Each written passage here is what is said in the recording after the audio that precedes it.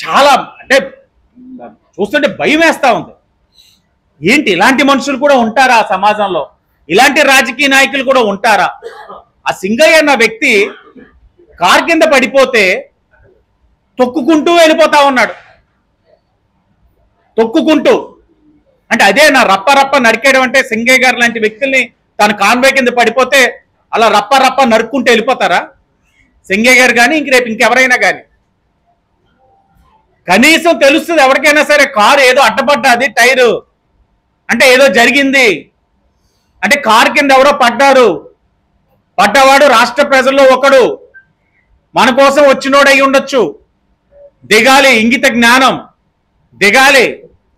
నోటికి అన్నమే తింటున్నాం, దిగి మానవత్వం చాటుకొని ఏం జరిగింది, ఇతన్ని వెంటనే ఏదో ఒక వెహికల్ లేకపోతే అంబులెన్స్ రావడానికి ఇబ్బంది అనుకుంటే బల ప్రదర్శనతో వచ్చారు కదా. అంబులెన్స్ రాదు, వెహికల్ తోటి పంపించి హాస్పిటల్లో మెరుగైన ట్రీట్మెంట్ ఇప్పించండి అని చెప్పాలి. ఇవేమీ చేయకుండా ఓ పక్కన టైర్ పెట్టి అతన్ని తలకాయని రప రప నొక్కేస్తున్నారు. ఇంకో పక్కన ఈయన గారేమో పక్కన అలా అలా అలా దండం పెట్టుకుంటున్నాడు. ఈయన ఏంటిది? ఏంటి ధోరణి? ఇంత దారుణమా?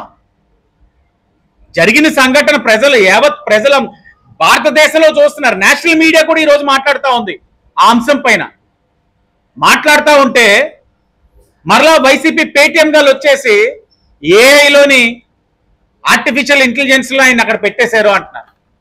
ఓ పక్కన ఎస్పీ గారు ఆయన చనిపోయారు, కారణం జగన్మోహన్ రెడ్డి, మీ కారే, మీ డ్రైవర్ A1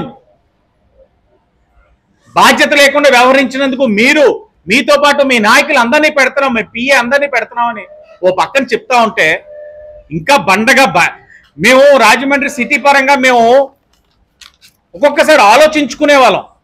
ఇక్కడ నా మీద పోటీ చేసినోడు కూడా ఉన్నాడు, ప్రబుద్ధుడు, వైసీపీ. గత సంవత్సరం అంత ముందు సంవత్సరం తన పుట్టినరోజు నాడు 100+ స్పీడ్లో వెళ్తూ వెస్ట్ గోదావరి హైవే మీద ఒకరు గుద్ది చంపేశారు. అతను ప్రాణాలు కోల్పోయినాయి. ప్రాణాలు కోల్పోతే అధికారంలో ఉన్నారు కదా, వెంటనే అతను డ్రైవ్ చేయట్లేదు అన్నట్లు తను తప్పించుకొని ఎవరినో పెట్టేసి అతని కారే అది, ఆయన లేరన్నట్టు చిత్రీకరించారు.